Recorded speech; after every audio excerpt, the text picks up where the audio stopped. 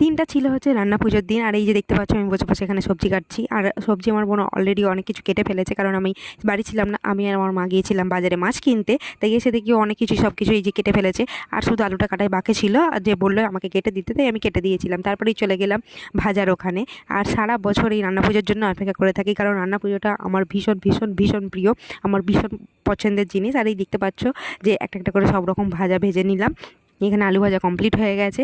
আর আমাদের রান্না পুজো হতে হতে অনেকটা রাতই হয়ে গিয়েছিল, 11টা বেজে গিয়েছিল সব কিছু মানে কমপ্লিট করতে। আর এই যে মাছের তেল, আহা, গরম গরম ভাতের সাথে যে মাছের তেলটা যে কী সুন্দর লাগে, যে কী আর বলবো। আর আমাদের একটা তরকারি আছে, আর আছে ইলিশের টক, তেঁতুল দিয়ে। আর এই যে রাত্রিবেলা খেতে বসে পড়েছি, তখন 11:45 হয়ে গিয়েছিল খেতে করতে। আর আমাকে বলেছিলাম যে চারিদিকে ভালো করে সাজিয়ে সাজিয়ে দাও, কারণ একটা ছবি তো তুলতেই হবে না।